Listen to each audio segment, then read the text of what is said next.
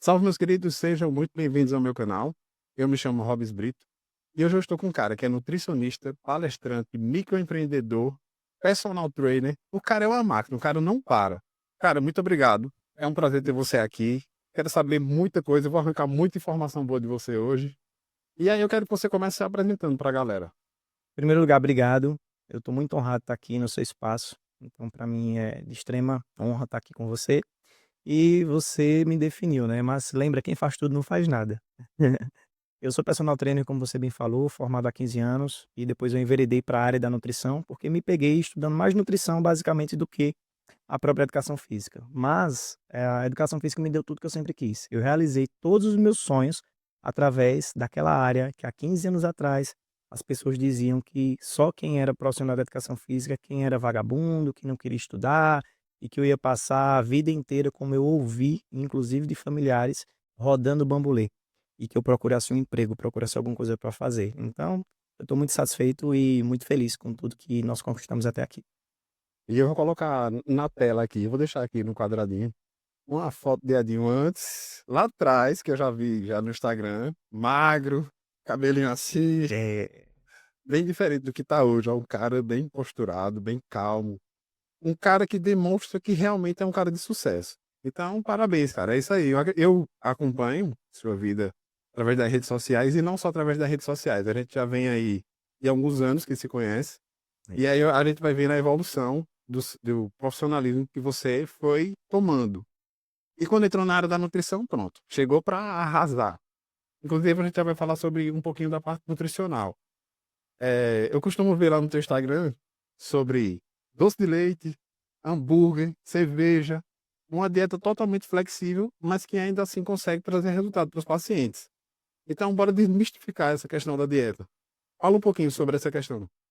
Vamos lá, deixa eu pegar lá do começo. A questão hã, do meu corpo, né, ele teve uma mudança muito grande a partir de um cara chamado Felix Whey, antigo dono da academia que hoje é a Academia dos Meninos, né, a Du, e eu estagiei com o Félix, e Félix era um líder nato, mas um líder linha dura. E chegou um determinado momento que eu estava num período de estágio que eu tinha 47 quilos. Eu amava correr, eu corria 30 quilômetros, 40 quilômetros para mim era tranquilo. Mas eu tinha 47 quilos. Ele disse: "Negão, é o seguinte, não dá para te ter como professor de musculação, tu com 50 quilos aqui na academia. Então ou tu muda ou se muda". E no primeiro momento eu fiquei muito pé da vida com ele, porque o caramba, ele tá discriminando, ele tá com preconceito em relação a mim, mas depois eu entendi e agradeci demais a ele. Então, a chave da minha mudança corporal eu devo a Felix Whey. E boa parte, Hobbs, do meu, entre aspas, sucesso, que o sucesso ele não é consequência, ele nada mais é do que resultado de uma postura sucessivas vezes treinada e praticada, vem dele. Então, era um cara extremamente pontual, extremamente organizado, se vestia muito bem diante da vestimenta que de fato era a época. Então, muito, muito, muito correto e muito bom tecnicamente.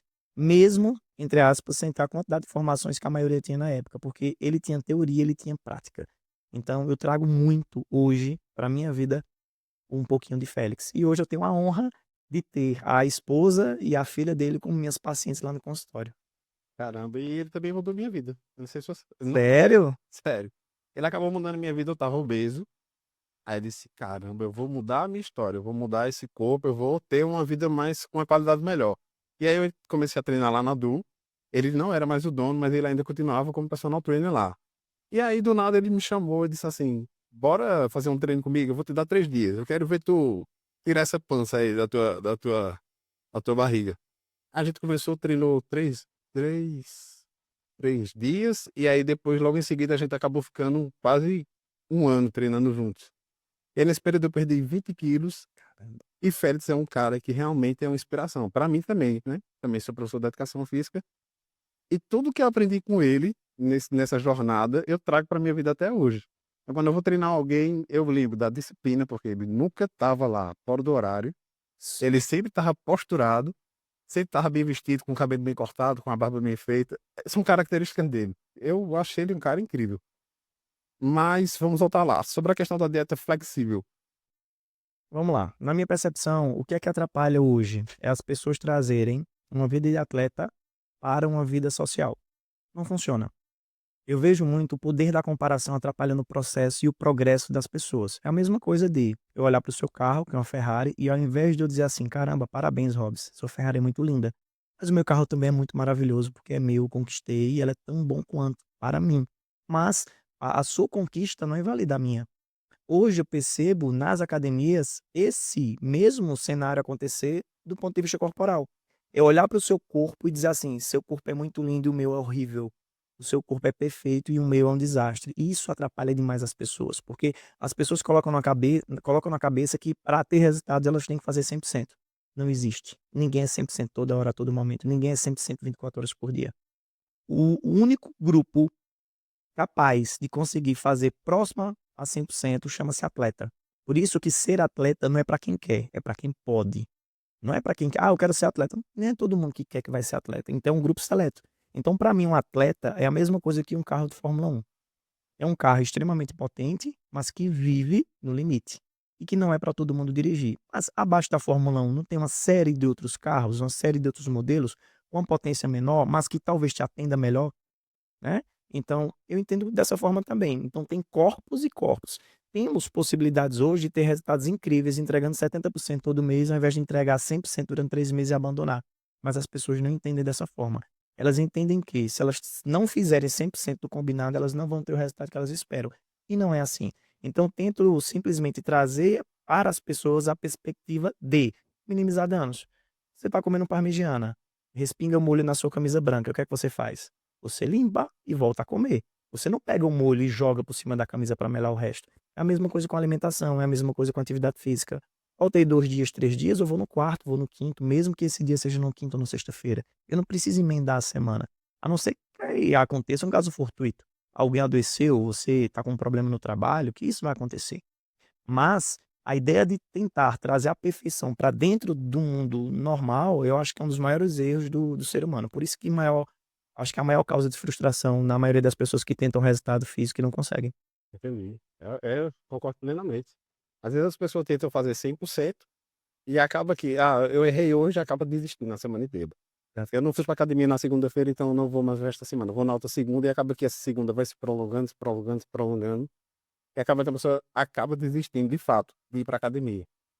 Mas agora vamos falar um pouquinho sobre a questão do doce de leite, que aí ficou mais Bora. simples, né. É o nutricionista do doce de leite. Não, todo mundo fala que: "Ah, eu tô me consultando com a Elinha, porque eu posso comer doce de leite, eu posso comer chocolate, eu posso tomar uma cervejinha de vez em quando". É sério, é fato. É, agora a primeira coisa que a gente faz é alinhar a expectativa. Vamos lá. Doce de leite não é benéfico para todo mundo. Tem uma modinha muito grande aí que doce de leite é um excelente pré-treino. Não necessariamente. Quem tem uma baixa sensibilidade à insulina, quem é mais resistente à insulina, quem tem um percentual de gordura mais alto, quem tem um treino mais fofo, né, como a gente fala, popularmente falando, menos intenso, ele não vai ter os mesmos benefícios de uma pessoa que tem uma camada muscular maior. Tá? Então, para mim é o seguinte, é como se nós tivéssemos um terreno de 1 hectare, onde um caminhão-pipa teoricamente vai ser suficiente para irrigar aquele espaço. Se eu tenho um terreno maior, eu preciso de mais água, né? Tal qual, se eu tenho um terreno menor, esse caminhão-pipa, ele vai esborrar, ele vai fazer com que esse meu terreno alague. Então, o que é o alagar? É a falta da capacidade da gente pegar esse glicogênio, esse açúcar e jogar para dentro da célula muscular, né? Para dentro da musculatura. Então, 30 gramas de doce de leite, para mim, ela vai ter uma determinada função, uma determinada resposta. Para você, não. Então tem gente que cabe sim colocar um doce de leite com pão no pré-treino, tem gente que não, porque vai ter uma hipoglicemia induzida. Vai ser tanto doce que você vai, liberar tanta insulina, que a insulina vai derrubar a tua glicose e você vai ficar letárgico, com sono. Então tem um monte de gente comendo doce de leite antes do treino e treinando com sono. Aí o que é que você faz? Diminui a intensidade do treino, diminui o gasto calórico, diminui as lesões teciduais e acaba prejudicando o teu treino. Por isso que dá, mas não é para todo mundo e nem toda hora. Entendi. E o pão francês? O pão francês ele é abolido pela maioria dos nutricionistas. Ele acaba: "Não, não pode comer mais pão francês, tem que tomar chá". Eu já fui em um nutricionista uma vez, e eu posso falar, só não vou falar o nome, claro, é antiético, mas só que era chá, eu tinha que eliminar quase tudo que eu gostava de comer. Eu saí de lá e disse: "Pô, perdi meu dinheiro, não vou fazer nada do que ela disse". Eu já tinha essa noção: "Perdi meu dinheiro, não vou fazer nada do que ela disse". Vamos lá. Uma nutricionista que condena o pão francês, essa nutricionista, esse nutricionista também precisa de um nutricionista. Porque, assim, é loucura. É um devaneio muito grande. Se a gente pega o pão francês e o pão integral, a quantidade calórica, a diferença é mínima. A diferença é que o pão francês ele tem um pouco menos de fibras que o pão integral. 1 a 1,5 gramas, dependendo da marca do pão. Mas o pão francês tem bem menos ingredientes que o pão integral. Ou você acha que é saudável o que se coloca no pão integral para ele passar tanto tempo na prateleira? Inclusive, coloca-se até álcool, que foi tema de uma matéria onde tinha gente comendo pão integral e sendo pego no bafômetro. Então, tudo que demora muito tempo em prateleira não é tão saudável assim. Então, o que normalmente eu faço? Eu faço a adesão de fibras no resto da alimentação do paciente e libero ele para comer o pão francês. Porque eu digo sempre, o pão francês, Robson, é igual àqueles amigos que as nossas mães diziam assim: cuidado com fulano. Muitas vezes o problema não é você, e sim com quem você anda, não é? Quantos amigos nossos se perderam, tinham um potencial gigante e se perderam na vida por conta de amizades erradas? O pão francês é a mesma coisa. Então, uma coisa é você comer um pão com salsicha, outra coisa é você comer um pão com queijo, outra coisa é você comer um pão com ovos, outra coisa é você comer um pão com mais clara do que gemas, e outra coisa é você comer um pão com frango desfiado. Esse pão vai entrar no teu corpo de uma forma totalmente diferente, né. Então é muito melhor, muito mais saudável comer um pão com ovos, um pão com manteiga, do que um pão com manteiga, por exemplo. Então quando eu como pão com manteiga, eu estou ingerindo o quê, basicamente? Gordura e carboidrato. Esse carboidrato vai entrar como foguete na minha corrente sanguínea, e aí vai bagunçar a minha sensibilidade à insulina. Quando eu como esse mesmo pão com ovos, que é rico em gorduras boas e principalmente proteínas, a proteína ela vai funcionar como se fosse um guardião desse açúcar. Então ela vai diminuir a velocidade de absorção desse açúcar, fazendo com que você não fique letárgico, com que você não bagunce sua insulina. Então o problema não é o pão, o problema é o acompanhamento. Tal vale também para o cuscuz. É mito. Em relação aos chás, vamos lá, você é profissional de educação física, você treina pesado, que eu já vejo, já lhe acompanho. Imagina só tu treinar pesado do jeito que tu treina, um treino de inferiores, fazendo um jejum de pelo menos ali 12 horas e usando só o chá antes do treino. Você não aguenta. Infelizmente, as pessoas têm que entender que a educação física e a nutrição são áreas irmãs, mas que não funciona a teoria sem a prática. Então, um profissional de nutrição, ele tem que treinar para ele entender quando o paciente dele vai lá e ele precisa de uma dieta para ter um rendimento na academia. E ele vai entender que o cara não vai conseguir agachar com 40 quilos de cada lado à base de chá e de jejum. Jejum, limão e gratidão. Ele não vai conseguir. Isso é um devaneio, isso é uma loucura muito grande. Então, se você não se colocar no lugar do paciente praticando aquilo que você diz, infelizmente você não vai ter muita credibilidade na hora de prescrever aquilo que você está passando para o paciente. Vamos falar de um cara agora, Sérgio. Ele já fez seu paciente, eu acredito que seja até hoje, não lembro. Sérgio maravilhoso, conhecido como o Gordo. O gordo. É, Cara, é incrível quando a gente tem um paciente que ele cria essa determinação de dizer assim, eu vou mudar e se entrega de cabeça. É difícil a gente encontrar pessoas que realmente se entreguem de cabeça para cumprir objetivos que são com ela mesma, com si mesmo, né? é. E aí, Sérgio é uma inspiração total para mim, acredito para você e como para muitas outras pessoas. O cara perdeu um peso incrível. Eu sei que ele deixa eu falar sobre ele, eu vou colocar até uma foto do antes e depois dele aqui para a turma conhecer um pouquinho sobre ele. E aí, como foi tua experiência com o Sérgio? Sérgio não foi meu paciente no processo de emagrecimento. Quando eu atendi Sérgio já estava magro. Mas eu fiquei muito feliz quando eu vi a evolução de Sérgio, Robson, porque eu conheço Sérgio de criança. E Sérgio foi conhecido sempre como Sérgio Gordo. E o que foi que me impressionou? Ele não tinha hábitos saudáveis algum. Então Sérgio bebia muito, Sérgio comia muita porcaria, Sérgio não praticava atividade física, era extremamente sedentário. Então ele passou a infância ouvindo Sérgio Gordo. Só que naquela época não se doía tanto como se dói hoje. Então o Sérgio nunca entendeu como ofensa e simplesmente é uma característica. Isso foi muito bacana porque deixou ele mais forte para o mundo que a gente vive hoje. E quando o Sérgio começou o processo de emagrecimento, ele calou a boca de todo mundo, porque ninguém acreditava nele. Nem ele acreditava nele, quanto mais os outros. Porque muitas vezes a gente tem mania de querer que as pessoas acreditem na gente quando a gente não acredita. A gente tem mania de dizer assim: ore por mim, mas nem eu oro por mim. Né? Cuide de mim, mas eu não cuido de mim. Me ame, mas eu não me amo. Como é que pode? Então, se eu não começar a fazer isso primeiro para mim, eu não posso querer que o outro me ajude nesse sentido, porque começa comigo, né? Então, o Sérgio, ele surpreendeu a todos quando ele começou o processo de emagrecimento e continuou. Por quê?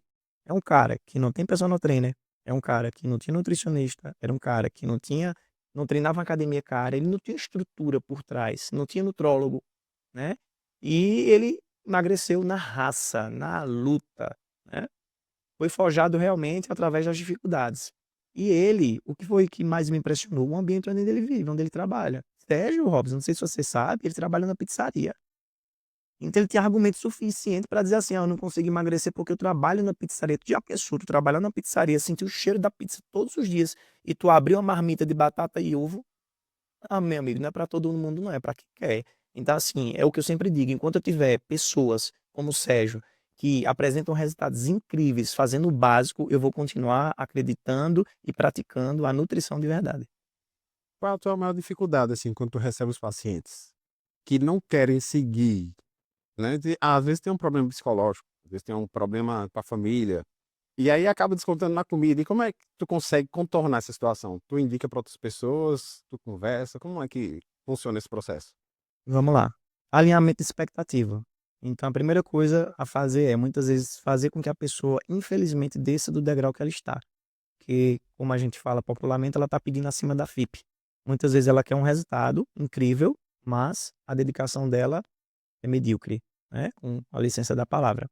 Porque ela não está no momento de fazer dieta. Muitas vezes ela está emocionalmente abalada, muitas vezes ela está ali no ato de desespero, porque se separou do marido, ou porque soube uma traição e o marido está tendo um caso com uma pessoa mais jovem, mais bonita e com, né, um percentual de gordura menor, um corpo mais atlético, vamos dizer assim, e ela vai para lá no desespero. Eu sou incapaz de atender uma pessoa como essa. Então, o que é que eu faço? Eu converso. Quando eu entendo que o problema inicial ali não é a nutrição, eu devolvo o dinheiro dela e indico para uma psicóloga ou para um psicólogo. Porque esse atendimento primário, ele vem muito antes da nutrição. Se a pessoa não tiver com a cabeça boa, ela não vai conseguir comer direito. Porque a própria nutrição, principalmente para a maioria das pessoas, prevê um pouquinho de restrição no primeiro momento. Não tem como. É o que eu costumo dizer. Você pagar um nutricionista para você dizer a ele o que você quer comer, precisa. Você come de graça. Come sem querer, sem precisar pagar. Então envolve restrição. Mas as pessoas não estão preparadas para isso ainda. Então, quando eu entendo que é muito além da minha capacidade, eu indico para um profissional da área da psicologia, que para mim tem um papel fundamental no processo. Entendi. Geralmente a turma tanto chega pro personal trainer como para o nutricionista e já diz assim: eu quero esse corpo. Às vezes ela me dá uma foto. Isso. Quero esse curso, eu quero chegar na praia desse jeito, eu quero ficar desse jeito. Cara, é complicado quando a gente pega uma situação como essa, porque a gente não pode prometer nada. Não. Ah, você vai perder 10 quilos. Tem como prometer isso? Veja, tem. Eu digo sempre, faço o combinado que eu entrego o prometido. Eu só não prometo aquilo que eu não consigo cumprir. Então, um pouquinho de experiência que a gente tem vai dando uma previsibilidade da perda de peso de alguns pacientes. Então, óbvio, um paciente de 140 quilos é muito mais fácil ele perder 10 quilos do que um paciente de 70. Ele tem mais massa para perder, mais massa para eliminar. E principalmente no primeiro momento, o que é que sai muito? Água, né? Mas o paciente ele se ilude muito, ele fica vislumbrado quando ele sobe na balança e vê 10 quilos a menos. E isso é importante, porque à medida que o peso vai descendo, a autoestima vai aumentando. Isso para mim é muito bom, porque serve como combustível para ele continuar. Então, eu normalmente faço um acordo com o paciente a partir do que ele me apresenta na avaliação física. Então, a partir da avaliação física, dá para a gente ter um combinado. Então, o que é que eu digo sempre? Olha, como é que vai ser seus próximos 30 dias? Tem paciente que diz assim: eu vou ter 30 confraternizações. Eu digo, perfeito. Se você errar as 30, ao invés de emagrecer, você vai engordar. Fato. Né? Se você se dedicar 50%, você vai manter. Mas, se você se dedica 70% pelo menos, e eu te deixo uma janela de 30 para tu errar, a gente vai ter uma perda de peso de 3 a 4 quilos. Então, eu costumo combinar muito bem com o paciente para depois ele não se frustrar. Ou cobrar uma coisa que, de fato, eu não vou conseguir entregar.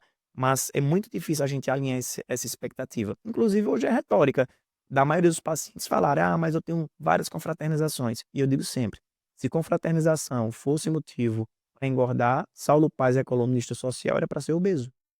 Porque ele vive em evento, ele trabalha em evento, ele vive em formatura, ele vive em inauguração e sempre tem comida ao seu dispor. Então, se a gente não aprender a dizer não para outras pessoas, para falar sim para nós mesmos, para os nossos objetivos, a gente sempre vai viver em função de um calendário. Dezembro, confraternizações. Janeiro, praia. Fevereiro, pré-carnaval. Início de março, carnaval. Abril, muitos aniversários. Maio, Dia das Mães. Junho, São João e São Pedro. Julho, festival de inverno. E agosto é muito frio. A gente sempre come muito chocolate, toma muita sopinha. Setembro, outros, né? E aí vai. Então é complicado. Fala sobre um pouquinho da questão da obesidade. A turma ainda continua romantizando a obesidade. A obesidade é uma doença, correto? Sim, correto. E aí, às vezes chega num nível extremo e precisa fazer bariátrica, mas antes de fazer o processo da bariátrica, o médico geralmente recomenda ir para um nutricionista.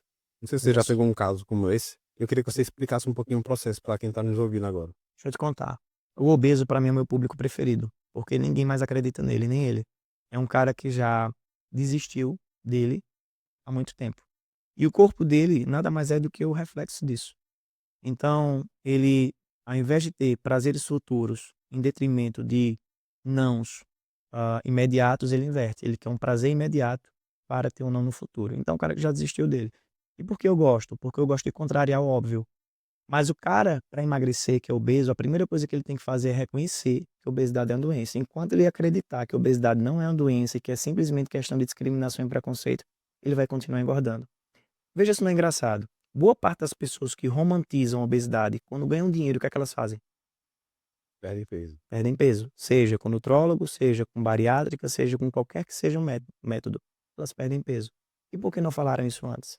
Elas passaram anos por não ter condições financeiras, engordando um monte de gente também com esse discurso que a obesidade não é doença, que tem que ser aceitado do jeito que é. Muita gente foi, pegou a onda, engordou. A pessoa ganha dinheiro e emagrece. E as outras pessoas continuam gordas. Principalmente as pessoas que não têm uma condição financeira tão boa quanto. Então, a primeira coisa é reconhecer que a obesidade é uma doença inflamatória, que traz uma série de outras doenças agregadas, que só aumenta, que não resolve só com remédio, porque se resolvesse os Estados Unidos é o país mais magro do mundo, e pelo contrário, é o país mais obeso do mundo, e é o país que mais detém tecnologia com remédios para o emagrecimento, e a população só engorda. Por que será? Né? E a gente tem que quebrar alguns mitos também. A gente acha que isso basicamente é excesso de carboidrato. Eu fui para a Europa em 2018, os italianos comem carboidrato todos os dias, pizzas todos os dias, macarrão todos os dias e são magros. Por quê? Outros povos, né, da Europa também, outros europeus também ali do leste, eles comem também dessa forma. E por que que eles não são obesos? Por que que a gente tem um índice de obesidade tão alarmante e a tendência a aumentar? E sabe quem me maltrata enquanto profissional? Não é o adulto obeso, porque quer queira, quer não, ele tem poder de escolha. E a criança obesa, que muitas vezes é irresponsabilidade ou responsabilidade dos próprios pais. Pais, na maioria do tempo, ausentes, que não conseguem preencher o tempo da criança com outros prazeres, como, por exemplo, sua presença, uma brincadeira mais saudável.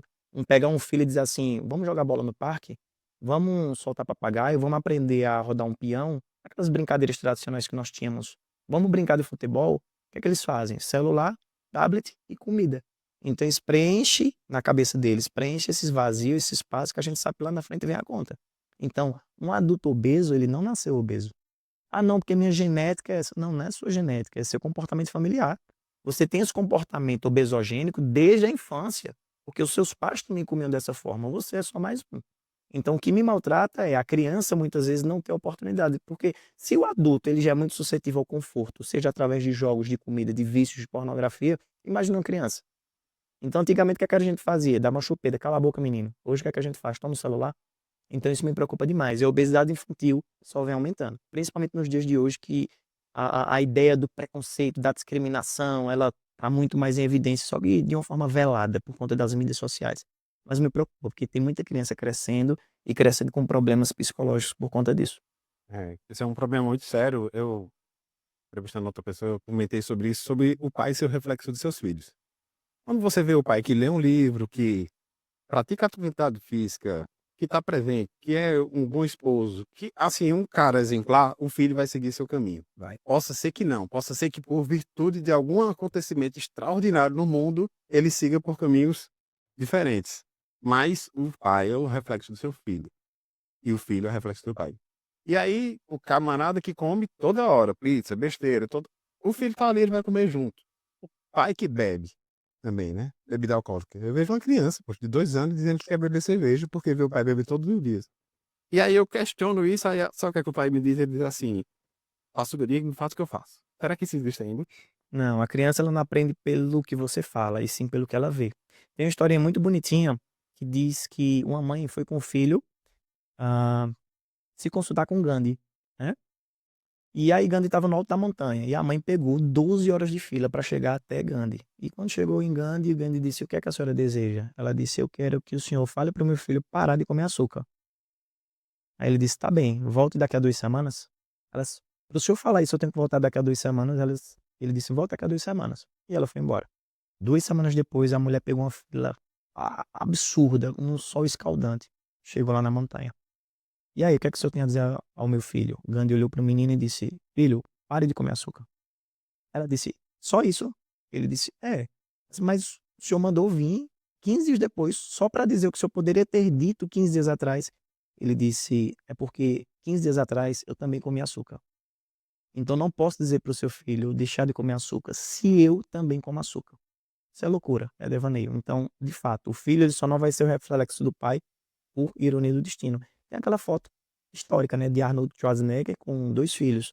Um filho criado por ele, que tem um corpo teoricamente mais atlético, e um filho criado pela mãe, bem gordinho, porque cresceu comendo fast food. Então, pode, por ironia do destino, tomar rumos diferentes, mas a probabilidade é muito maior quando a gente tem um pai que dá exemplo, tanto bom quanto ruim. Fala um pouquinho sobre teu pai. Eu vi ele esses dias correndo contigo, eu acho que Ah, bicho. é colecionar memórias boas, né? É, bicho, meu pai, ele foi um cara muito duro com a gente na infância, ele sempre trabalhou fora. Meu pai era vendedor e ele trabalhava vendendo café na região. Mas meu pai é um guerreiro, bicho, é um vitorioso. Ele veio de floresta, minha família é de floresta, sertão do Pernambuco. Então ele fugiu da seca, né? E ele foi um dos primeiros a vir para cá em busca de uma vida melhor. E por que para mim ele é um vitorioso? Porque quando ele conseguiu se estabelecer, ele trouxe a família inteira. Ele não deixou as pessoas lá, sabe? Ele não se deu bem, não esqueceu dos outros. Ele trouxe todo mundo, trouxe a mãe, trouxe o pai, trouxe os irmãos. E meu pai quebrou pedra. Meu pai, poxa, vendeu coisa de porta em porta. Meu pai trabalhou na roça. Meu pai, para mim, é o meu maior ídolo, né? Então, assim, ele criou a gente em linha dura. Apanhei muito meu pai. Naquela época não tinha essa de agressão, não. A gente era corrigido na pancada mesmo. Apanhei de cinturão, apanhei de correia dentada, correia de carro. E passei muito tempo, entre aspas, sem entender o porquê que ele me batia tanto, né? E depois eu passei a entender, né? Era a forma que ele tinha de refletir como ele também foi criado. Ele não foi criado na base do amor, na base do diálogo. Então ele só refletiu para mim, para os meus irmãos, aquilo que ele sabia. Como era que educava uma criança? Falando, né? Então quando a gente desobedecia, era pisa mesmo, era pisa para você ficar aleijado. E eu aprendi muito com isso. Então assim, eu passei um tempo um pouquinho arranhado com ele, porque não entendia, mas hoje meu pai é meu amor. Meu pai, eu não tenho vergonha nenhuma, pelo contrário, eu tenho um prazer de dizer que eu amo meu pai. Pai, eu te amo, mando mensagem para ele, muito mais para minha mãe do que para o meu pai. É porque a gente sabe que homem é um pouquinho mais, mas meu pai é o meu maior ídolo. Não tem Pablo Marçal, não tem Cortella, não. Meus maiores exemplos de coach de vida estão na minha casa, é meu pai e minha mãe. E meus irmãos também. A base constrói o homem, né? Isso. E aí eu acredito que você tenha conquistado tudo que você conseguiu justamente porque você teve essa base familiar. Meu pai, rígido e bruto, não sempre pensei que ele retilava ir para a escola, ou ia para a escola, tirava nota boa, qual era chibado. Era mais ou menos esse. Era assim. Na verdade, a parte escola, ele nunca foi de exigir muito, porque ele também não teve. Mas ele sempre nos criou para gente, para nós sermos corretos em tudo que nós, né, nos propusermos a fazer. Então, é até um fato engraçado que eu saí do Vigente Socorro, uma escola pública daqui da cidade, e ganhei uma bolsa para o Santa Sofia. E eu passei 7 anos no futebol, Robson, 7 anos. E meu pai me levava no 7 de setembro e dizia assim: "Meu filho, eu não quero desanimar não, mas você não quer fazer outra coisa não?" E eu: "Não, pai, eu quero futebol." Até que chegou um treinador e disse: "Olha, filho, você é muito dedicado. Você chega cedo, você é o último a sair, você pega o lanche de todo mundo, você organiza o vestiário, mas futebol não é pra você. Procura outra coisa. Seu meião tá branquinho, você nunca usou. Você não entra nos jogos, não é pra você." E aquilo ali me desabou. Só que como me desabou, também me incentivou. E aí no ano seguinte apareceu o voleibol. E aí tinha um preconceito muito grande. Vôlei é coisa de gay, de homossexual, popularmente é coisa de viado e tal, e eu vou tentar. E aí comecei a praticar voleibol. Em um ano nós montamos um time e participamos dos colégios, dos jogos intercolegiais. Basicamente, de 9 que tinha na nossa equipe, eu acho que 5 eram usuários de drogas. A gente pegou popularmente o maconheiro que tinha e começou a jogar com eles. E naquela época era muito difícil, então a gente não tinha rede, a gente fazia rede com sacola. Sacola plástica, a gente fazia a rede. Bola era bola dente de leite, não tinha bola de vôlei. mas nós fizemos o nosso melhor com as condições que nós tínhamos e tivemos um professor absurdamente maravilhoso chamado professor Cícero. Então, sempre tem pessoas na vida da gente que aparecem para atrapalhar, mas tem muita gente que são verdadeiros anjos, né?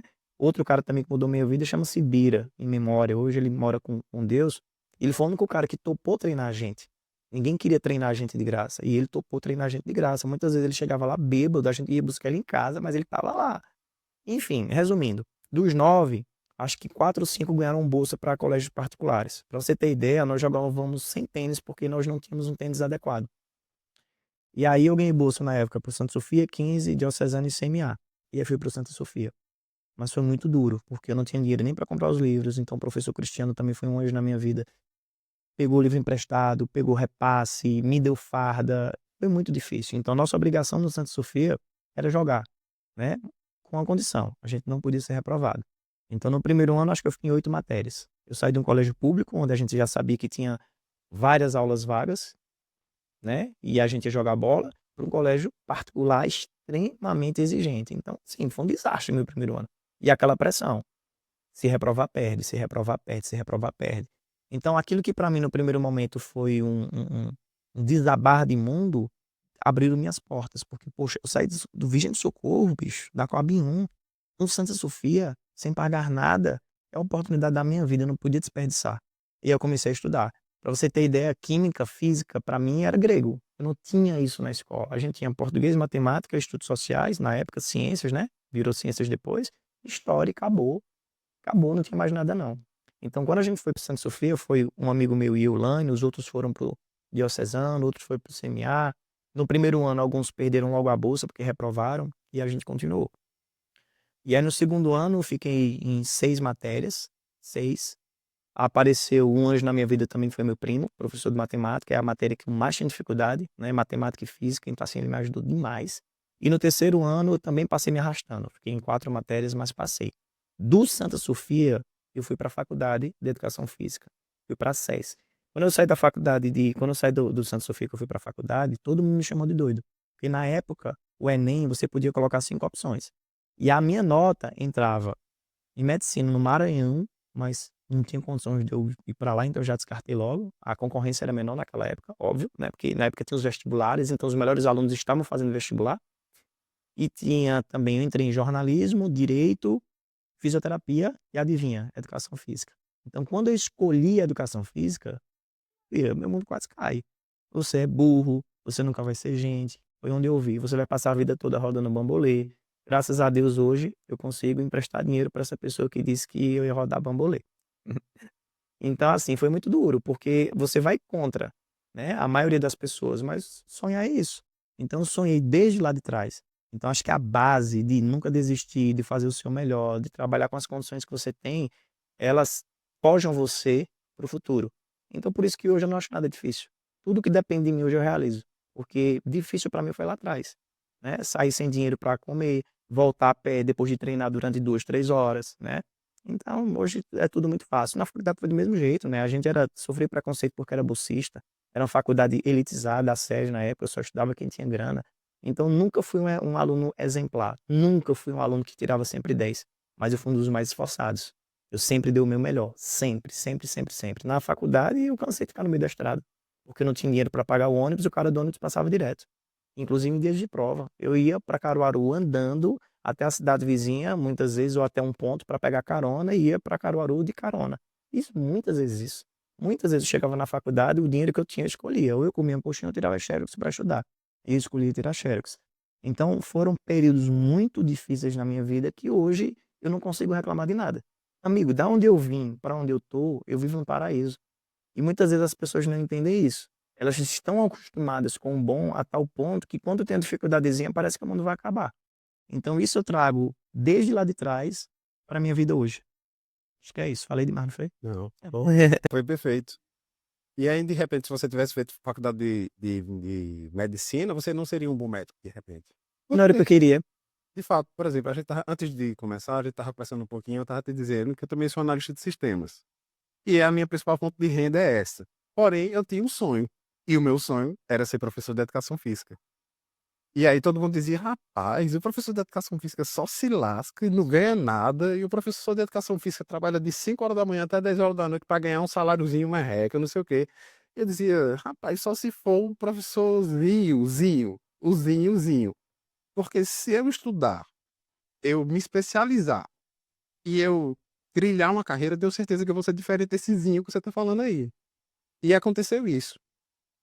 Alguns meses atrás eu chamei até outras pessoas para fazer um grupo. Assim, bora montar um time e bora tentar revolucionar a cidade no sentido de que vamos levar saúde. Eu nunca faço as coisas pensando primeiro no dinheiro. O dinheiro é só consequência do que vai acontecer depois.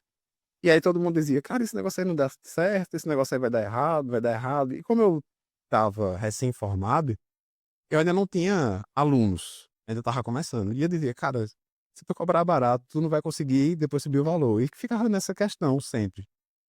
E aí eu ainda estava com um professor que já era bem mais velho que eu na área, e aí eu estava: "Caramba, como é que eu coloco isso na cabeça dele, que ele precisa cobrar um valor mais alto, senão ele não vai se valorizar e ele vai continuar trabalhando ou na academia ou como personal, ele não vai ser bem-sucedido", digamos assim.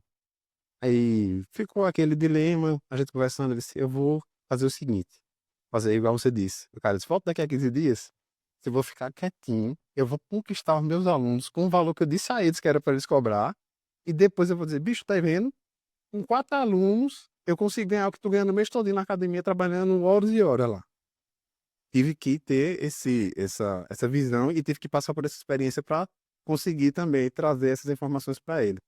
Mas isso é bem comum nas academias. Eu já ouvi pessoas dizendo assim: "Caramba", eu disse: "O que é que tu tá fazendo na academia ainda, bicho? Por que tu não tá já como personal trainer, É né? verdade, faço isso É um sempre. estado teu já que tu já usa muito ali, né?".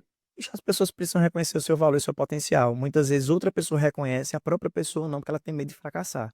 E quando eu vejo o cara, muitas vezes, bom, bicho, cara bom, passando 8 horas dentro da academia, 6 horas, irmão, sai daí, vai viver, vai voar, tu é muito bom pra estar aqui.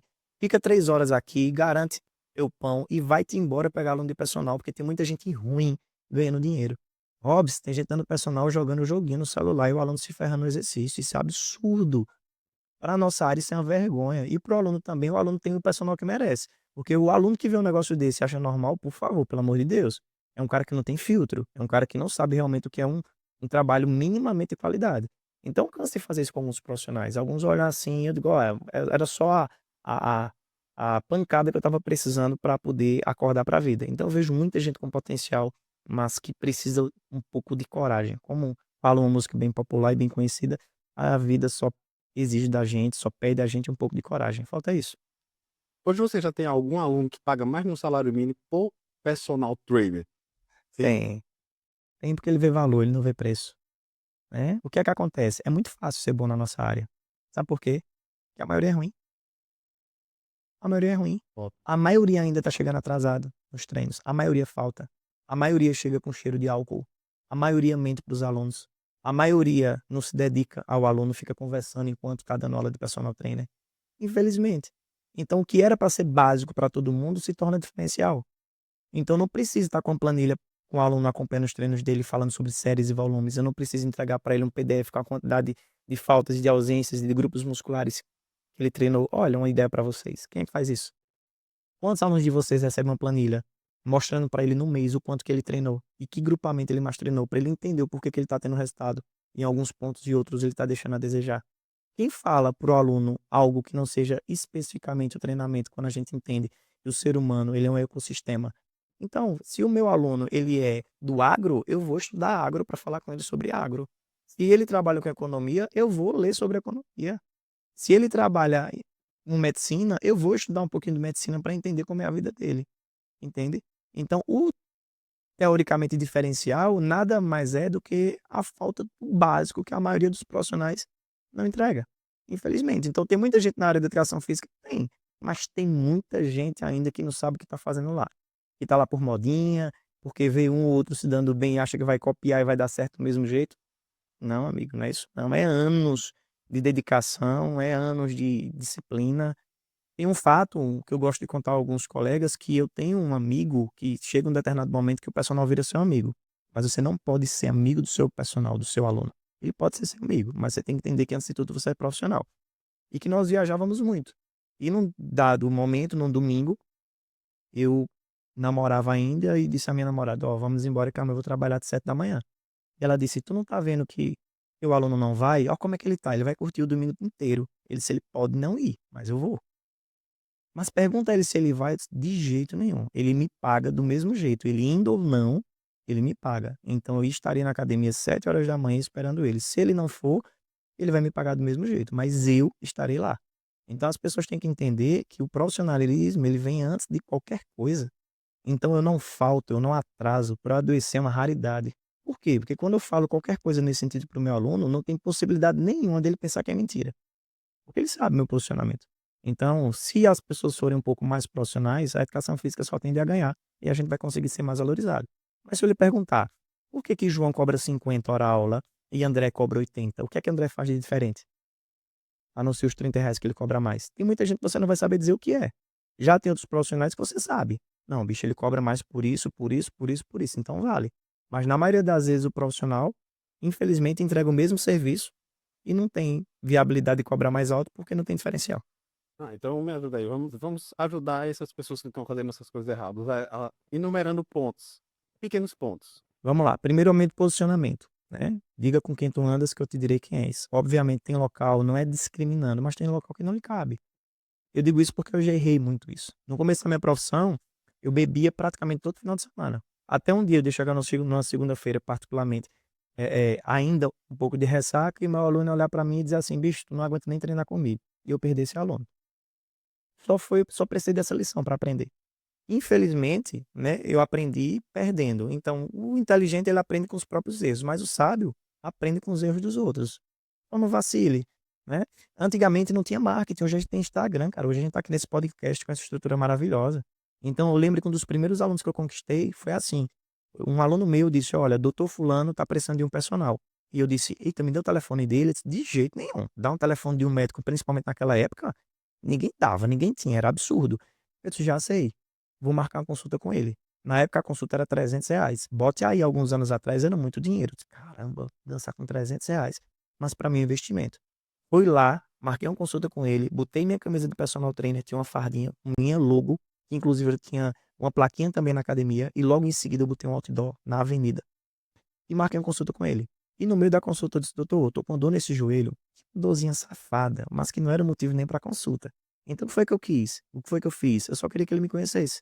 E na consulta eu fechei o personal com ele. Então, em um mês, eu ganhei o dobro do que eu tinha gasto com ele na consulta.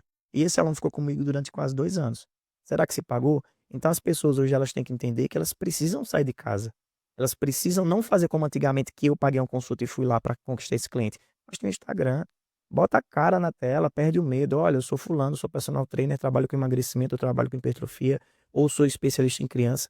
As pessoas têm que entender quem você é e o que você faz. E não ficar esperando que os alunos caia do céu. E aí, só chuva e quando vem chuva vem lama. E aí, como chegar no aluno que tem condições de pagar também, né? Porque eu vejo também que tem muitos personal trainer que ficam simplesmente pessoas que não têm poder aquisitivo, têm condições, fica mais pela modinha do Instagram. Eu tô treinando fulano, que é bonita, que é charmosa, mas que ela em si não traz resultado nenhum para ele. Não. Veja, beleza não paga minha feira quando eu passo no caixa do supermercado. Olha, eu treino fulano, não paga. Então, tem um fato muito engraçado que eu atendia um rapaz, e esse rapaz disse: "Olha, eu queria fazer uma pergunta contigo". Eu disse: "Qual é?". "Não, não queria te pagar não, queria te dar ingresso de festa". Ele trabalhava com eventos. Eu disse: "Amigo, faz o seguinte, pega esses ingressos e passa lá no supermercado. Se a menina aceitar e passar a minha feira, eu aceito, se não, tô fora. Tu não me vem em festa". Eu vim pra festa, vim em Hobbs, vim andar em festa de 2, 3 anos pra cá no máximo. Mas eu passei 12 anos da minha vida imerso no que eu faço. Eu mal ia pra festa, meu lazer era viajar, sempre foi, mas festa é uma coisa nova pra mim ainda, por mais absurdo que pareça. Então, assim, nada que de fato agregue, mediaticamente falando, vai me trazer resultado. Não adianta eu trazer um monte de gente pra mim se essa pessoa não gera resultado. Eu prefiro 1000 vezes atender uma gordinha que não tem condições financeiras e que ela perca peso na raça do que atender teoricamente uma novinha só pela beleza achando que vai me trazer resultado. Não vai, muitas vezes até queima a minha imagem. Porque a partir do momento que todo mundo entende que eu consigo fazer permuta só pela beleza da mulher, quem vai querer me pagar? Ninguém vai querer me pagar. Porque, poxa, é só ser bonita, novinha, desculpa a palavra, gostosinha, que vai. Não, não vai, não é assim. Eu preciso valorizar o meu trabalho. Então, independente do que você seja, do que você faça, a parceria ela tem que ser via de mão dupla. Ok, vou fechar uma parceria com você. O que é que você vai me trazer de retorno? Porque eu estou investindo isso aqui em você. Agora, não necessariamente só por conta do estereótipo da pessoa. Eu acho isso um tiro no pé. Belo de um tiro, na verdade. Sim, E aí depois você vai se descredibilizar totalmente. Já é, perder. isso. Agora vamos falar um pouquinho, cara, quando tu falou da questão do vôlei, eu não tenho como passar pela minha cabeça assim, não lembrar de Rinaldo. Rinaldo. E eu fico conversando, eu fico dizendo, caramba, eu queria tanto que ele visse tudo que tá acontecendo hoje. Acho que ele também ia ficar muito orgulhoso de você, do ver onde você chegou. Já estava estudando, já estava atuando como nutricionista quando ele se foi, não? Eu estava estudando ainda. Ou eu estava recém-formado. Acho que Rinaldo se foi em junho. Acho que uns 2 anos atrás. Por aí. Mas eu tenho certeza que onde ele esteja, ele está ali por nós. E às vezes eu fico nos bordões de Rinaldo Melo. Eu tenho que escrever tudo isso. Eu tenho uma caneca dele até hoje, né? A mãe dele me presenteou. E assim, foi um cara que eu vi crescer e que ele também me viu crescer. E Rinaldo foi embora num momento muito especial da vida dele, onde ele também estava conquistando muita coisa, né? E a gente compartilhava tudo, né? Tanto que eu tenho um áudio de Rinaldo um dia antes dele morrer. É triste. Fui visitá-lo na semana, a gente não esperava, né? Mas é muito triste, porque assim, Rinaldo hoje, ele tem uma representatividade muito grande pra mim. Quando eu penso em não fazer as coisas que eu quero, quando eu penso em desistir, eu penso, poxa, Rinaldo foi uma estrela tão nova, foi tão cedo, cheio de sonhos. Amanhã pode ser eu. Ninguém sabe. Amanhã pode ser você, amanhã pode ser outra pessoa. Eu já perdi tantos amigos que às vezes as pessoas dizem assim, velho, tu vive hoje como se tu fosse morrer amanhã. Eu disse, exatamente. Porque provavelmente pode ser que eu morra amanhã. Então eu prefiro 1000 vezes morrer com várias experiências e carregar comigo aquilo que eu vivi do que ficar alimentando os meus medos e ficar com a ideia de e se, e se. Aí vem aquela música epitáfio, sabe? Devia ter, devia ter, devia ter. Isso eu não quero cantar pra minha vida. Devia ter nada. O que eu devia ter feito, eu fiz. Me arrependo de algumas coisas, sim. Outras, me orgulho muito. E é isso, é aprendizado. Pra mim, a Bíblia diz que ter um amigo é igual achar uma agulha no palheiro. É isso. E ele, pra mim, foi o único amigo que eu conquistei na vida. Acredita? Amigo e irmão. E por mim, ele fazia mais que o irmão. Ele fazia, e era mais sangue do que o meu próprio sangue. É engraçado dizer isso, porque vem a questão da homossexualidade, todo mundo acha que isso você não pode amar outra Isso. pessoa do seu sexo, digamos assim. Não você é gay, senão você é isso e aquilo outro. E quando ele se foi, foi como se tivesse acabado um pouquinho de mim, porque eu tinha uma consideração enorme por ele. Quando ele conseguiu a casa, Isso. ele ligou para mim, e aí ele adianta com a energia, e aquela vibração desse, caramba, eu consegui minha casa, era tudo o que eu queria, não era uma realização do sonho. E aí eu disse, caramba, e eu ficava, aquela alegria que ele tinha transbordava em mim. É diferente da pessoa invejosa, que quando você vai dizer alguma coisa para ela, ah, que legal, que bom. Não, para mim, a alegria dele transbordava em mim, era diferente. Então, assim, eu não, até hoje, eu lembro dele em situações aleatórias. E às vezes eu encontro uma pessoa tão parecida na rua que eu ainda acredito que ele esteja vivo por aqui, vendo tudo que está acontecendo. É incrível, é Ele falava inacreditável. assim, o Ed, sabe? Não sai da minha cabeça, não. E Rinaldo, ele era, apesar de ser homossexual, né? Não adianta, a gente sabe, ele era muito mais homem do que muitos héteros aí. Eu cresci no ambiente do voleibol, então, na época, o ambiente do voleibol, 70% era homossexual. Por isso que a gente, entre aspas, sofria tanto preconceito.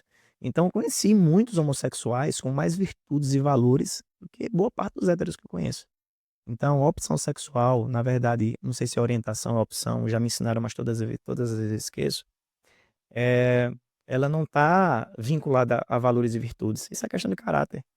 Não é questão de estar intrínseco ao que você acredita entre o certo e o errado. É questão de moral mesmo. Então, Rinaldo, ele foi, pra mim, entre aspas, homem do que... Muito mais homem do que boa parte dos héteros que eu conheço. Com certeza. Com certeza, eu tenho toda a certeza do mundo que é. É isso aí. Agora vamos falar um pouquinho sobre a vida de Edinho fora do trabalho. O que é que Edinho mais gosta de fazer? Já falou das viagens. Aí tem que falar. Ah, Hobbs, Dubai pra mim nada mais foi do que um sonho aparentemente impossível de ser realizado. E que foi Deus que falou comigo. Eu vim de um processo terapêutico onde uma profissional incrível, que foi Juliane Rolim, acho que ela, assim, ela mudou o meu ano. O meu ano foi antes de Juliana e depois de Juliana. porque eu tinha muitas potencialidades que estavam adormecidas. Eu sou muito altruísta e muito pragmático, então eu sempre penso demais nas outras pessoas. Sempre pensei a minha vida inteira. E a gente sabe que até água, se a gente der demais para a planta, ela morre.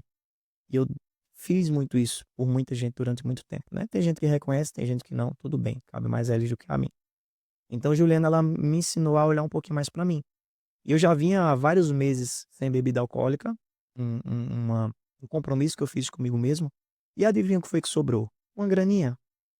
E aí, Juliana disse o seguinte: olha um pouquinho mais para você, do mesmo jeito que você se dedica a outras pessoas, se dedica um pouquinho mais a você, faz uma coisa por você. Você já pagou um jantar caro para outras pessoas? Eu disse, já, várias vezes. Ela, para você? Não, não tenho coragem. Ela disse, pronto, vamos mudar isso? E eu disse, caramba, o que é que eu vou fazer para mim? E aí faltou uma paciente num dia de atendimento, e eu pesquisando no Google, viagens, apareceu Dubai. Eu pedi orientação ao senhor, por favor, me oriente, o que é que eu posso fazer por mim? Eu nunca pensei em comprar, vou trocar o carro, vou comprar uma moto, não. Não. E apareceu lá Dubai. Eu disse, senhor, você tem certeza? Tudo bem que o senhor não dá sonho, né? É impossível da gente realizar. Se o senhor dá o sonho é porque o senhor não vai nos capacitar. E apareceu, e ficou aparecendo o algoritmo do Instagram, do Google, ficou aparecendo repetidamente. Eu disse, mas será? Sabe de uma coisa? Eu vou botar o pé e Deus bota o chão. Aí a passagem era 6 mil e um pouquinho. Eu disse, caramba, eu tenho um limite no meu cartão. Vou comprar. Comprei a passagem. Óbvio, se eu comprei a passagem em abril, a viagem era em agosto. Se você me perguntar como eu iria na época, eu diria não sei, mas eu vou. E então, de abril para agosto, praticamente eu me fechei. Então, eu deixei de jantar fora, eu economizei até nos cafezinhos, eu já não estava bebendo, então assim, eu fiquei bem mais econômico. Fiz uma promessa para passar 50 dias sem comer doce, vinculada a não gastar mais R$ 1 no cartão de crédito e comecei a pesquisar, pesquisar, pesquisar, pesquisar. Quando eu falei para algumas pessoas que ia para Dubai, muita gente ficou extremamente assustada, eu achando que era mentira. E eu, inocentemente, dizendo: olha, eu vou para Dubai, o que é que tu acha? E a pessoa, é doida, é? Um nutricionista para Dubai? Eu digo, eu era personal trainer e fui para a Europa. Passei 21 dias na Europa em 2018. Passei 3 anos juntando dinheiro, isso ninguém vê. Normal, e não tem que ver, quem tem que saber somos nós mesmos. Por que eu não consigo ir? Eu consigo sim. E aí comecei a pesquisar, pesquisar, pesquisar. E falei com um, gastasse quanto? Outro 80. Meu Deus do céu, não tenho condições. Gastasse quanto? 50? Eu digo, não, não tem condições. Deve ter uma forma mais barata de ir. E eu juntei uma grana e comecei a pesquisar. Quando foi em julho, basicamente eu já tinha um dinheiro que ia gastar lá e precisava só de um crédito no cartão. Então fiz uma reservazinha, liberei uns créditozinhos e fui embora para Dubai sozinho. E foi, acho que uma das melhores viagens da minha vida. Ué, tu foi sem falar inglês? Fui. Tinha vontade, tinha mímica e tinha um celular. Em 2018 eu não tinha nem isso. Ué, e tu foi sozinho? Fui. Sabe por quê? Primeiro, eu não tinha condições de bancar uma mulher para ir comigo. Fato. Segundo, para achar uma mulher independente que tem os mesmos sonhos que você tem, vislumbre coisas grandes como você vislumbra, difícil também. Para achar um cara para ir com você, um dizia assim: ah, que eu não vou gastar rios de dinheiro. Eu digo, não tem esse perigo que eu não tenho rios de dinheiro. E o outro dizia assim: eu não vou passar fome em Dubai, eu não vou ser esmola em Dubai, prefiro luxar no Brasil. Eu, beleza. Então o sonho não era meu, quem queria não era eu, fui sozinho. Por que sozinho? Quando eu trabalho, eu estou sozinho. Quando eu estou com os meus problemas, eu estou sozinho. Quando eu estou nas maiores dificuldades, eu estou sozinho. Quando eu estou com os joelhos no chão, do lado da minha cama, falando com Deus, adivinha com quem eu estou? Eu estou sozinho. Então não vejo problema nenhum em você realizar os seus sonhos sozinhos, porque a maioria das pessoas não tem a visão que você tem, não sonha o que você sonha. E a viagem para mim nada mais foi como uma mensagem. Você pode ser, fazer e ter o que você quiser. Basta se dedicar para isso. Engraçado que falando assim, ele é nutricionista, a pessoa que te questionava dizendo assim, ele é nutricionista, como se não fosse nada. Cara, o nutricionista estuda 4 anos, igual a diversas outras profissões, advogado, entre outras. E por que que as pessoas elas ainda costumam diminuir algumas profissões? Eu vi médicos, amigos meus, médicos que foram dois, dizendo assim: ah, vou fazer nutrição também, porque eu que sou médico não fui para Dubai. E aí eu não resisti. Eu disse: é só você parar de gastar com cachaça e rapariga. Você junta dinheiro e vai também. Porque você ganha muito mais que eu. Infelizmente eu não consegui segurar. Foi perfeito. Né? Uf, é óbvio, Natanael, tem essa. Assim, às vezes. Soa como arrogância, né? Muitas vezes eu sei, eu entendo, mas quem é inteligente vai entender a ideia da mensagem. E é de um pai? Ah, bicho, Lara é meu amor, Lara é minha razão de viver, Lara é minha razão de estar aqui ainda. Se não fosse Lara, eu já tinha ido embora para outro estado, para outro país, tinha feito coisas, mas Lara me prende no bom sentido. Lara me dá norte, Lara é meu guia, Lara é minha bússola, Lara é a maior alegria que eu tenho na minha vida. Então, eu acho que está nos meus olhos quando eu falo dela. Eu acho que Lara vai ser uma pessoa bem dinâmica assim nas redes sociais. Não, ela já é, né? E muita gente diz assim: ah, puxou o pai. Não, gente.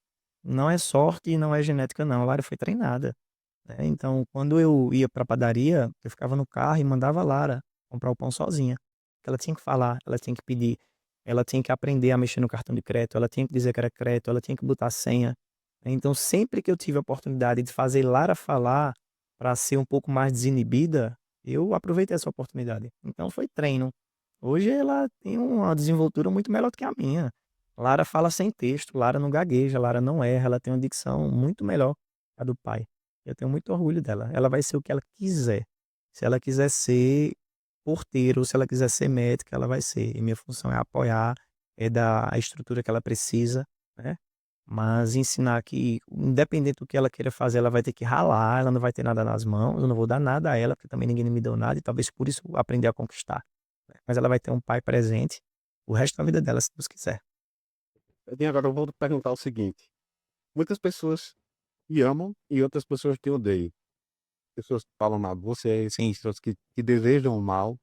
E aí eu queria que tu mandasse uma mensagem para essas pessoas. Muitas bênçãos de Deus na vida delas, porque se eu me importar com as pessoas que me desejam mal, que sentem inveja, eu tô desacreditando das orações da minha mãe, do meu pai e principalmente das pessoas que gostam de mim. Então, se você não quer ser criticado, se você não quer ser ofendido, não saia de casa, não seja ninguém, né? Porque eu entendo que luz acesa é que gera mosquito. Luz apagada não tem mosquito. Então, assim, a maioria das pessoas que me criticam, eu olho, essa pessoa, ela é feliz? Na maioria das vezes não. Então, são pessoas frustradas, são pessoas que fracassaram nos seus projetos e não tiveram coragem de recomeçar, são pessoas que muitas vezes não têm uma base familiar que ajude, que auxilie. Então, o elogio ele não me coloca no pedestal, Hobbes, como também a crítica não me derruba. Eu sei exatamente o que eu sou, eu sei exatamente o que eu fiz. Então, aquilo que é verdade que eu errei, eu boto o joelho no chão e reconheço, peço perdão, eu errei mesmo. Aquilo que é verdade que eu fiz de bom, eu não tenho também pudor em dizer, não, realmente eu fiz de bom e tudo certo. Como também os meus erros, eu assumo todos eles. Mas, se eu disser para você que eu ligo em relação ao que as pessoas falam de mim, eu tô mentindo, eu tô sendo um falso modesto. Então, eu sei que muita gente fala mal, a maioria vai na onda de, né, de, de, de críticas de outras pessoas também que não tiveram experiência muito positiva e eu não tenho o que fazer. Eu só me importo com quem realmente me conhece de verdade, porque as outras pessoas não têm o poder sobre o que elas acham de mim, e sim o que eu acho e o que eu faço a partir disso. Acredita que esse lado em que as pessoas não gostam, falam muito no Reddit, de certa forma te ajuda? Bicho só me ajuda a me estabelecer enquanto ser humano, porque eu passo a entender um pouco mais como são as outras pessoas. Me ajuda nesse sentido, mas eu acho que elas prejudicam mais a elas do que a mim. Tu sabe qual é a cor da grama do meu vizinho Hobbs? Eu não sei nem se ele tem grama. Eu não sei, eu cuido da minha, né, e é uma analogia que eu levo pra vida. Tem tanta gente que fala de mim que eu encontro na rua, abraço e beijo, e vou saber depois que a pessoa falava mal de mim. Por quê? Porque eu não tenho nem tempo de saber se ela fala de mim. E eu não tenho nada pra falar dela. Gente que disse: "Ó, fulano estava metendo pau em tu", e aí? Eu digo: "Eu só tenho coisas boas pra falar dela". Porque eu não sei os motivos que ela estava falando mal de mim. Muitas vezes a experiência negativa que ela teve comigo, eu também não sou santo. Então muitas vezes eu posso ser pior do que as pessoas imaginam. Posso. Dependendo do que a pessoa me cativa, ela vai receber o que ela me traz, na maioria das vezes. Ou muitas vezes é uma percepção que ela tem a partir do que ela ouviu de outras pessoas. Então não controlo. Eu só tenho uma forma de desmistificar isso, conhecendo a pessoa um dia, talvez, quem sabe. Outras eu sei que eu não vou ter oportunidade. Mas todas as vezes que alguém tem uma opinião sobre mim, ela também me dá o direito de ter uma opinião sobre ela. A diferença é que necessariamente eu não preciso falar. E por vezes eu não sei nem quem é. Então, tudo que você fizer que gerar um pouco de destaque, eu sei que você vai ganhar holofotes, e a luz, ela não só ilumina, ela também pode cegar, né? Então, não é só coisa boa que vem muita coisa ruim também. Eu tô acostumado a isso há 15 anos, 17 anos de profissão que eu tenho. Então, não me abala não. Na academia, acho que passou por muitos perrengues, né, como Muitos, coordenador. muitos. Você sempre foi coordenador da RIT? Desde que abriu, não? Não, a HIT ela abriu em 2012, 2010, perdão. Eu entrei na HIT em 2012. E eu fui convidado para ser professor, mas na época eu já tinha muitos alunos, inclusive alunos muito bons, ensinador, e eu recusei. Quando foi pouco tempo depois, me chamaram para ser coordenador. E aí eu disse: "Me dê um tempo, porque eu não sei o que é que faz um coordenador". Fui o primeiro coordenador de academia do estado de Pernambuco, do interior de Pernambuco. E aí eu fui me preparar. Peguei o meu dinheirinho e fui fazer vários cursos. Então os meus primeiros cursos na área de gestão de coordenação não foi em academia, porque não tinha isso na época. Eu fiz curso em banco, eu fiz curso em concessionária, eu fiz curso em em empresas, na parte administrativa, para depois eu de fato começar a exercer. Então, quando eu entrei na RIT, eu desenvolvi 3 funções. Eu era professor de musculação, avaliador físico e coordenador, porque até então eu não tinha dimensão do que eu poderia fazer enquanto coordenador. E aí depois eu deixei a avaliação física, fiquei só na musculação e na coordenação, até o ponto de eu ter que deixar a musculação, porque a coordenação já me supria, já me demandava tantas tarefas. Então nós somos a primeira academia a abrir no final de semana. Me chamavam de doido, os professores queriam me crucificar: "Rapaz, a gente vai trabalhar final de semana", eu digo: "Não trabalhe, irmão, não trabalhe, você pode trabalhar ganhando o dobro, pode não trabalhar, você não vai ser obrigado". E eu, num primeiro momento, eu contratei até uma equipe extra para trabalhar no final de semana. Mas não é porque você não quer que não vai abrir sim. Então, na época, eu lembro que eu fiz um cálculo que nem os donos acreditavam, é normal. Eu calculei quantos quilowatts as lâmpadas gastavam, quantos quilowatts os ar-condicionados gastavam, quanto tempo custava a hora de academia aberta no final de semana e quanto poderia trazer de retorno. Então a gente foi a primeira academia a abrir no final de semana, a primeira academia a abrir nos feriados, a gente foi a primeira academia a trazer um atendimento diferenciado, a primeira academia a fazer uma corrida noturna, a primeira academia a fazer a corrida das cores, a primeira academia a fazer um cross training. Então nós somos pioneiros e ser pioneiro não é fácil, porque quando o sucesso ele já é consolidado através de um evento, é muito fácil você repetir. Mas quando você vai fazer o primeiro, ninguém acredita.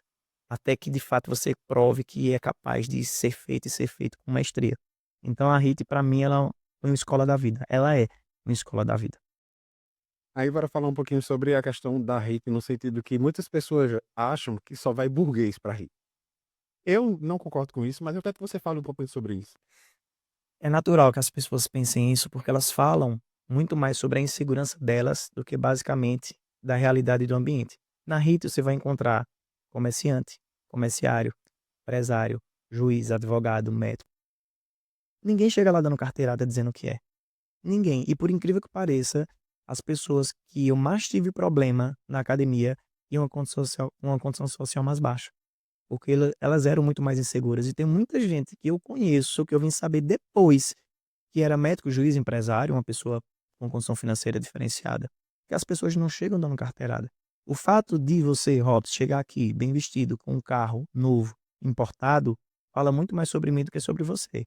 Porque se falar sobre mim, eu vou entender: "Caramba, ele é um cara bem-sucedido, graças a Deus. Ele com certeza trabalhou muito para conquistar o que ele tem". Ou eu posso dizer assim: "Oxe, esse bicho é o quê? Ele pensa que é o quê para chegar aqui com um carro desse?". Então não fala sobre você, não vai mudar quem você é, fala sobre mim, diante da percepção que eu tenho. Então a maioria das pessoas que falam isso, elas não treinam lá, porque lá as pessoas são tratadas de igual forma, independente do que você seja. Então, você que pensa dessa forma, fica aqui o convite, vai lá, eu dou uma semana para você treinar lá na HIIT e você desmistificar isso, porque não tem isso lá não, não tem. E aí, isso pra gente aí, quais são os planos pro futuro agora? Minha mãe disse que eu evito falar isso porque tem muita energia ruim que emana quando a gente fala isso, né, muita energia emanada negativamente, mas eu digo a ela: "Mãe, se eu tivesse medo disso, eu não saía nem de casa e não confiava nas suas orações. Eu quero me consolidar em 2025 como um bom profissional, principalmente na área de nutrição. Quero expandir os meus atendimentos, inclusive. Graças a Deus, eu vou ter uma bela oportunidade de fazer isso em Recife. Vou atender no shopping. Isso eu sei que vai alavancar muito minha carreira, não do ponto de vista financeiro, que para mim está em segundo plano, mas em conhecer pessoas, em melhorar meu network. Que é assim, eu fui para a nutrição, Robson, não para ganhar dinheiro, porque eu já tinha basicamente os meus sonhos realizados com a educação física, eu já estava muito satisfeito. Então eu não precisei me submeter a certas coisas que bons profissionais se submetem no começo de carreira. Talvez por isso eu tenha conflitado, confrontado, melhor dizendo, muita gente, porque eu não cedi, eu não me submeti a certas propostas indecentes. Então eu acho que é me consolidar realmente enquanto profissional, estar mais perto da minha família, né, enfatizar aquilo que realmente me faz feliz. Eu sou muito mais do ser do que de ter, eu sou muito mais de construir experiências do que de ter bens, mas eu penso muito em melhorar inclusive meu posicionamento na internet para atingir o máximo de pessoas que eu conseguir através dessa linguagem fácil, muitas vezes polêmica, mas sempre sincera, né, com a nutrição e com a educação física. Plenamente com você quando você diz assim, que as pessoas têm a opção de escolher o que querem fazer com o seu dinheiro. Tem algumas pessoas que compram suas casas, compram seus carros, vivem uma vida mais normal, digamos assim, e tem outras que gostam de explorar o mundo, viajar, viver de uma forma diferente. Tem gente que compra um carro, desse carro transforma em uma casa e sai no meio do mundo e vive tranquilamente. O problema são as pessoas que se incomodam com isso. Eu acho que a gente estava até comentando antes e eu estava dizendo assim, quando eu te chamei no podcast, que algumas pessoas souberam que Edinho vinha pro podcast, aí já começou os questionamentos. Tu vai perguntar tal coisa? Tu vai perguntar tal coisa? Tu vai perguntar tal coisa? E eu, como eu estava te dizendo, eu disse assim, eu vou aproveitar até mandar uma mensagem para as pessoas dizendo o seguinte, cara, se preocupa com a tua vida. Eu até comentei com você, disse assim, se você se preocupar com a sua vida, você vai treinar, você vai se alimentar, você vai ter uma vida social melhor, você vai ser outra pessoa. Às vezes as pessoas perdem muito tempo se preocupando com a vida do próximo e não enxergando os seus problemas e os seus defeitos também, podendo corrigi-los, logicamente. E aí você é uma pessoa, figura pública, você com certeza encara isso no dia a dia, das pessoas quererem mandar e quererem que você faça o que passa na cabeça delas que seria o correto. Não é assim? É, muitas vezes as pessoas querem para outras pessoas aquilo que elas não fizeram nem com elas. É complicado. Vê, o João, ele tem um carro, uma casa, nunca viajou e nunca foi para uma faculdade. A Maria tem uma faculdade, ela não tem um carro, não tem uma casa e viajou o mundo. O João não viajou, nem tem carro, mas trabalha com obra social. Quem se deu bem na vida? Todo mundo que fez isso e achou felicidade a partir do que escolheu. O problema é você escolher e ser infeliz com aquilo que você escolheu, né? Tanto que tem gente aí que tem vários bens materiais e é infeliz, né? Então acho que você tem que fazer aquilo que você gosta, independente de qualquer coisa, porque a vida é só uma. Então, como diz Cortella, estrague-a como quiser.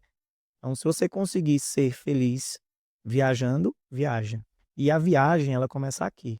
Pode ser uma viagem para uma cidade vizinha ou pode ser uma viagem para outro lado do mundo. Se você não estiver bem com você mesmo, se você não tiver a felicidade dentro de você, você não vai ter uma viagem maravilhosa, porque quem tem inferno dentro de você, dentro dela só vê inferno. É igual um caminhão do lixo. Vai esperar flores sair no caminhão do lixo? Não adianta, só vai sair lixo. Se sair alguma coisa fora lixo, é raridade. Então as pessoas têm que entender que o processo começa de dentro para fora. Independente do que elas escolherem, escolham bem, porque elas precisam ser felizes com aquilo ali, porque elas vão conviver com elas o resto da vida. Então, ao invés de você realizar os sonhos dos outros, fazer com que as pessoas entendam que elas precisam realizar os sonhos delas e não os dos outros, eu acho que isso é a chave. Então, eu realizo os meus, eu sei o que move, eu sei o que me guia, eu sei o que me arranca um sorriso, eu sei o que me deixa feliz, independente do que as pessoas achem. Tem gente que diz: olha, era pra tu ter uma BMW. Eu digo: tá, por quê? Não quero pra ter, porque é status. Status pra mim é outra coisa. Status pra mim é o cuidar do meu intelectual. Quando eu viajo, eu gasto dinheiro e volto mais rico. Eu conheço a cultura, eu conheço pessoas. Antes de viajar, eu estudo muito, Robson. Eu vou ver série, eu vou ver filme, eu vou ler documentário. Então, quando eu volto muito mais rico. Isso me dá credibilidade para sentar em qualquer mesa com qualquer pessoa e conversar um pouquinho que seja sobre determinados assuntos. Isso me deixa feliz. E não simplesmente o ato de ter um carro caro, muitas vezes que eu não consiga pagar, que vai me obrigar ao meu único lazer aos finais de semana ser lavar o carro. Então, quem pode ter carro, casa, apartamento, viajar, parabéns. Eu tenho que escolher. Então, eu escolho ter um estilo de vida onde me deixa mais feliz, conhecendo pessoas, conhecendo o mundo. Esse que eu gosto. Acima de tudo. Isso. E estamos quase chegando no final do nosso episódio, mas antes de finalizar, eu queria falar sobre a questão digital, né? Como você startou no digital, como você apareceu nas câmeras no Instagram, quais são os impactos positivos que te trouxeram, de uma forma geral. Vamos lá. Quando a gente bota o rosto nas redes sociais, a gente tem que estar ciente que você pode estar suscetível a tudo. A críticas, a elogios. Mas, que nem a crítica pode te colocar num palco onde você segue, achando que você é muito bom, tal qual a crítica também não pode te derrubar achando que você e fazer com que você ache que você é muito ruim, porque você tá ali a partir dos olhos da outra pessoa. Então tem gente que vai gostar de você pelo que você é. E tem gente que não vai gostar de você pelas mesmas razões. Acho que é uma loucura muito grande você querer agradar todo mundo. Eu acho que você só tem que ser você. Nem Jesus Cristo agradou todo mundo, quiçá nós, né? Então a rede social hoje trouxe a ideia de que você tem que ser validado pelas pessoas. E hoje essa, entre aspas, ideia do cancelamento assusta muita gente.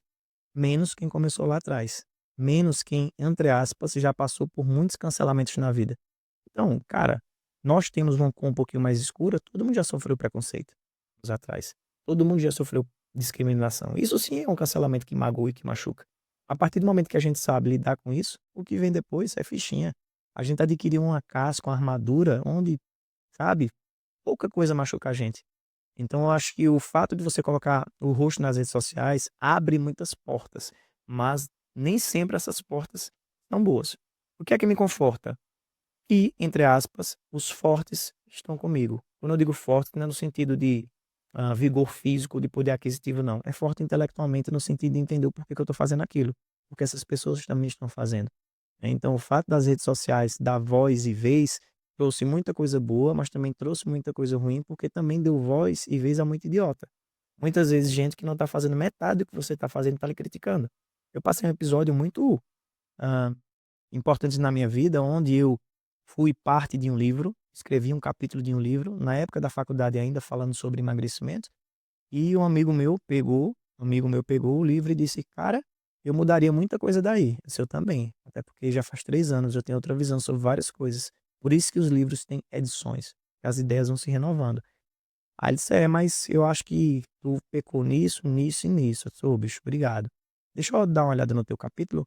Ele disse, de quê? Eu disse, do livro que tu escreveu. Ele disse, eu não escrevi. Eu disse, pois é, pelo menos eu escrevi. Então você está criticando uma coisa que você não fez. E a maioria das pessoas fazem isso. Então muitas vezes eu entendo que as pessoas não têm essa perspicácia de entender que quando ela fala de alguém, quando ela aponta, ela está falando mais dela do que de outra pessoa. Então, boa parte das pessoas tem medo do fracasso, elas têm medo da exposição, elas não têm medo de serem fracassadas. Elas têm medo das pessoas verem que elas fracassaram, que elas frustraram. Vou dar um exemplo bem básico. Qual a mulher que tem uma barriga um pouco saliente, que usa uma cinta dentro de casa? A maioria não usa. A maioria deixa a barriga sossegada em casa. E por que é que ela usa na rua? Porque o problema muitas vezes não é a barriga, é as pessoas verem que a barriga dela está saliente. Isso aplica-se para várias outras áreas da vida. Então, vá sim para o digital, é uma área muito importante hoje, diria crucial para qualquer profissional. Muitas vezes estressa, estressa. Você recebe muitas mensagens absurdas, recebe. Né? Muitas vezes você tem que se posicionar a ponto de você parecer arrogante, parecer duro. Sim, por vezes é necessário, porque numa casa que não tem regra, que não tem ordem, todo mundo manda. Então, sua rede social é a sua casa, sua mente é a sua casa, sua profissão é a sua casa, sua credibilidade é a sua casa. Se você não proteger, não espere que outras pessoas façam isso. Então, muitas vezes você vai ter que ser um pouco mais firme. Perfeito. Edinho, eu vou te fazer um convite, vou fazer um convite a Samuel. Samuel Feitosa. Ah, que ótimo. E aí eu não sei se a gente conseguiria encaixar ainda pro mês de dezembro, mas tem vocês dois aqui, a gente debatendo sobre nutrologia, É muito bom, né? nutrição. Acho que seria um tema bem incrível aí pra gente passar de conteúdo pra turma. Vamos tentar encaixar ainda agora no mês de dezembro. Sei que dezembro é um mês muito corrido pra todo mundo, mas vamos ver se a gente consegue. Se não, a gente já faz no primeiro de janeiro de 2025 e já começa o ano também com um pé no acelerador trazendo mais informações para as pessoas, né? Vamos. Acredito que vai ser muito bom também. Vai, essa ideia da nutrologia andar de mãos dadas com a educação física e com a nutrição, quem sabe usar isso a seu favor ganha e ganha muito, né? Tem muito preconceito ainda nas 3 áreas, mas a gente hoje consegue desmistificar. E Samuel, como nunca, faz isso muito bem, né? Ele está no Brasil agora, passou um tempo nos Estados Unidos, né? Então, assim, ele é uma referência para a gente também.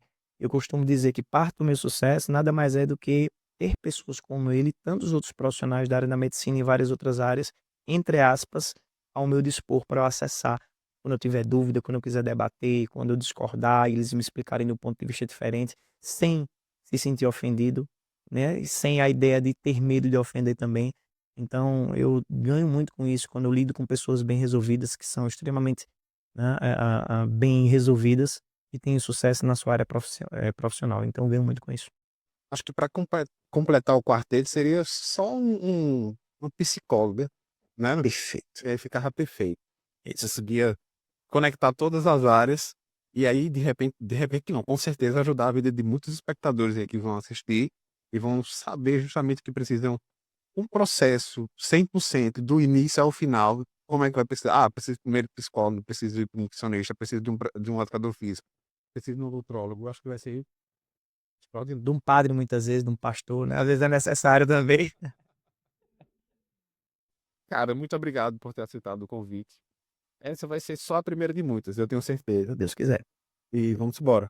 Agora, manda uma mensagem para todo mundo. Uma mensagem de inspiração, de motivação, que elas se sintam preenchidas. Vamos lá.